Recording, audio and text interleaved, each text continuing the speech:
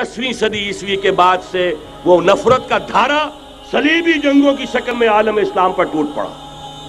और उसके बाद हाल ही में जो फतह इन्होंने हासिल की, नोट कर लीजिए कि जहां तक प्रोटेस्टेंट मजहब का ताल्लुक है वो तो पहले से इनकी जेब में था।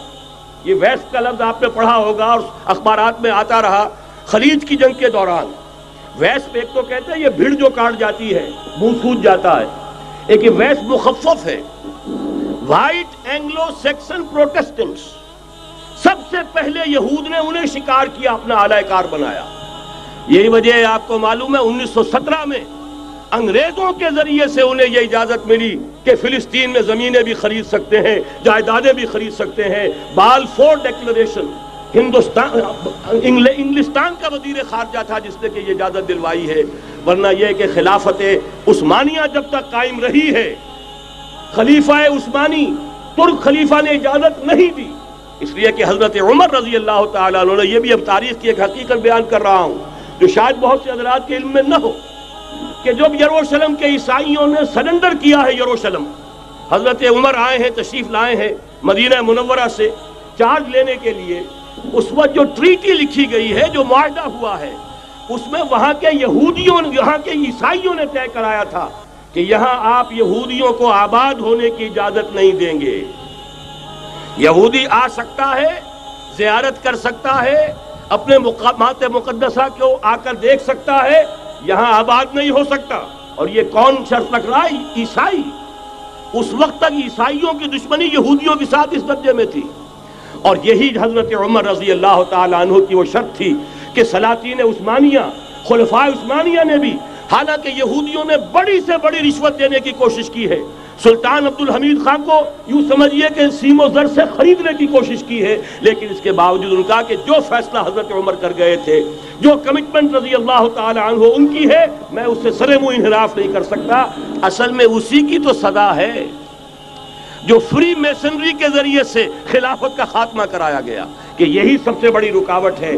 अगर खिलाफत खत्म न होती और अगर कहीं जिहाद का ऐलान खलीफा उस्मानी की तरफ से हो गया होता, तो ये कही थी बात जब हजरत शेखुल हिंद रहमतुल्लाह अलैह जब ये असीरी में थे माल्टा में, तो वहां का अंग्रेज कमांडेंट उसने चूंकि वो कुछ मुरीद हो गया था या कम से कम अकीदतमंद हो गया था, एक रोज हजरत शेखुल हिंद ने उनसे सवाल किया उस शख्स से कि आप लोग हमारी खिलाफत के पीछे क्यों पड़े हुए?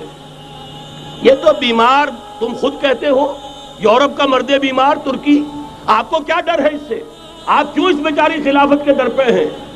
उस शख्स ने जवाब दिया था, मौलाना इतने भोलपन के साथ बात ना कीजिए, हम भी जानते हैं, आप भी जानते हैं, अगर कहीं खिलाफत उस्मानिया की तरफ से जिहाद का ऐलान हो गया तो पूरे आलम इस्लाम से लाखों मुसलमान अपने सरों से कफन बांध कर निकल आएंगे। आज इस गए गुजरे दौर में भी इस कमजोर और यूं समझिए कि नाम निहाद खिलाफत के अंदर इतनी जान है, इतनी ताकत, लिहाजा उसको खत्म किया गया। और खत्म कराया गया किन के जरिए से? वो जो मुसलमान कहलाते हैं थे फ्री मेसन, मुस्तफा कमाल पाशा फ्री मेसन, और उसके जरिए से इन्होंने सारे काम जो करवाए वो दर हकीकत अपनी साजिशों के जरिए से और मुसलमानों को इस्तेमाल करके करवाए। बहरहाल बात लंबी हो रही है। पहली बात तो यह है कि वही नक्शा उस वक्त का आज भी है जहां तक यहूदियों का ताल्लुक है, लेकिन फर्क ये वाक़ हो गया कि उस वक्त ईसाई यहूदियों के ताबे नहीं थे, बल्कि ईसाइयों और यहूदियों के माबैन दुश्मनी थी। आज यहूदी ईसाइयों पर मुसल्लत हो चुका है। फरंग की रगे जहां पंजे यहूद में है, और आज के फरंग का लीडर अमेरिका है। अमेरिका का सदर यूं समझिए कि वो इन यहूदियों का गुलाम है। मजाल नहीं कि उनकी मर्जी से इधर से उधर हो जाए, और अगर कोई गलती से इधर से उधर हो जाए तो उसका पत्ता चाक हो जाएगा। आप देखिए क्या हशर हुआ है बुश का, हालांकि बहुत बड़ा हीरो बनकर निकला था गल्फ वॉर से, लेकिन जरा सा एक बयान दे दिया था कि जो इसराइल को पसंद नहीं आया, तो जो इलेक्शन में चारों शाने चित हुआ है उसका जो हशर हुआ है वो देख लीजिए। तो पहली बात तो ये समझ लीजिए कि आज भी यहूदी, ये न्यू वर्ल्ड ऑर्डर है, न्यू वर्ल्ड ऑर्डर, और इसमें ईसाई दुनिया उसकी आलाकार है। अब सूरत हाल क्या है? ईसाई दुनिया, मैं एक बात बता रहा था बीच में रह गई, कि जहां तक प्रोटेस्टेंट ईसाई थे वो तो पहले इनके हाथ में थे। हाल ही में इन्होंने जो फतह हासिल की है وہ کیتھولک عیسائیت کو بھی اپنے ہاتھ میں لے لیا ہے۔ چنانچہ پوپ صاحب نے فرمان جاری کر دیا ہے کہ ہمارے خداوند یسوع مسیح کے قتل کی ذمہ داری ان یہودیوں پر نہیں ہے، بری کر دیے گئے۔ 1900 برس کے بعد، بلکہ 2000 برس کے قریب ہو گئے، انہیں ایگزونریٹ کر دیا گیا، ایبسالو کر دیا گیا، ان پر ذمہ داری نہیں۔ نتیجہ یہ نکلا ہے کہ ابھی چند مہینے پہلے جو مذاکرات صلح کے ہو رہے تھے، جن میں یاسر عرفات بھی تھے اور یہ اسحاق رابین گیا ہوا تھا واشنگٹن، وہاں سے واپس آیا ہے تو روم میں رک کر پاپائے روم سے ملاقات کر کے تشریف لائے ہیں، انہیں دعوت دی ہے کہ یروشلم آئیے، اور ویٹیکان نے تسلیم کر لیا ہے اسرائیل کو، اور ویٹیکان کا اب جو ہے ایک ایمبیسی، اس کا جو ہے سفارت خانہ وہ یروشلم میں بننے والا ہے، اور پوپ صاحب بھی وزٹ کرنے والے ہیں۔ گویا کہ یہ گٹھ جوڑ اب مکمل ہو چکا، اب کہیں اس میں کوئی کمی نہیں رہی۔ اس یونائٹڈ فورس کے ساتھ یہ نیو ورلڈ آرڈر اس وقت عالم اسلام پر حملہ آور ہے۔ اب اس میں نوٹ کیجئے کہ اس وقت کی فضا ہے کیا۔ عالم اسلام میں سے عالم عرب ان کے شکنجے میں جا چکا، کیوں بنا کر کھڑے ہوئے ہیں اسرائیل کو ماننے کے لیے اور سر تسلیم خم کرنے کے لیے۔ انہیں بلا کر میڈرڈ میں پیش کیا گیا یہودیوں کے سامنے کہ تم جن کے ساتھ ایک ٹیبل پر بیٹھنے کو تیار نہیں تھے، میڈرڈ میں آؤ، آؤ اپنا قبرستان دیکھو، یہ اسپین کی سرزمین جہاں تم نے 800 برس حکومت کی تھی، یہ تمہارا قبرستان، یہاں آؤ اور بیٹھو اور ان کے ساتھ بات کرو۔ گئے تھے کہ نہیں تمام فرنٹ لائن سٹیٹس میڈرڈ میں؟ حالانکہ کوئی بین الاقوامی کانفرنس کبھی میڈرڈ میں نہیں ہوئی، یا تو یہ واشنگٹن میں، بعد میں وہ سارے معاملات واشنگٹن میں چلے، شروع وہاں سے کیا۔ اس لیے کہ نیوز ویک کا کچھ عرصے پہلے کور سٹوری جو تھی 1992 is the year of Spain. Why? 1592 was the year of the fall of Granada. 1492 میں 1492 میں غرناطہ کا سقوط ہوا، اور پورے آئیبیرین پیننسولا سے ایک ایک مسلمان بچہ بچہ نکال کر ختم کر دیا گیا، یا زندہ جلا دیے گئے، یا تہہ تیغ کر دیے گئے، یا جہازوں میں بھر بھر کر۔ اور آپ کو معلوم ہے میڈیٹرینین کی حیثیت کیا ہے، خلیج ہے، ایک معمولی سی خلیج، ادھر سے اسپین کا ساحل قریب آ جاتا ہے، اسپین کے ساحل سے جہازوں میں بھرا اور نارتھ افریقہ کے ساحل کے اوپر پھینک کر آ گئے۔ پورے ہسپانیہ میں جہاں 800 برس مسلمان کی حکومت رہی، ایک بچہ بھی مسلمان نام کا موجود رہا۔ یہ تھا 1492، اور اب آیا تھا 1992۔ 1992 is the year of Spain۔ اسی لیے ورلڈ اولمپکس رکھے گئے، وہاں دلہن کی طرح سجایا گیا ہسپانیہ کو، اور بلایا گیا، طلب کیا گیا، سمن کیا گیا تمام دول عرب کو، آؤ یہاں بیٹھو، اور یہاں بیٹھ کر اپنے ان یہودی دشمنوں کے ساتھ مصالحت کی بات شروع کرو۔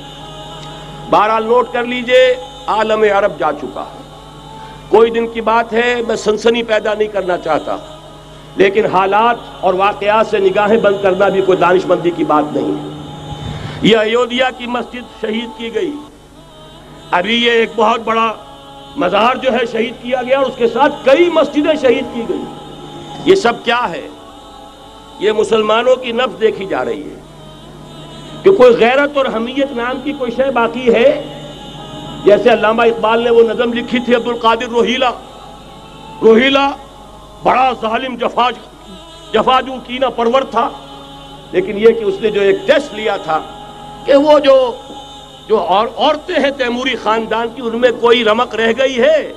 معلوم ہوا کہ نہیں، کہ غیرت نام تھا جس کا گئی تیمور کے گھر سے، ختم، غیرت نکل گئی۔ اسی طرح ایودھیا کی مسجد، اب چرار شریف، اور یہ کوئی دن کی بات ہے کہ اب مسجد اقصیٰ کا نمبر آیا کہ آیا، اس کے لیے پوری تیاریاں ہو چکی ہیں۔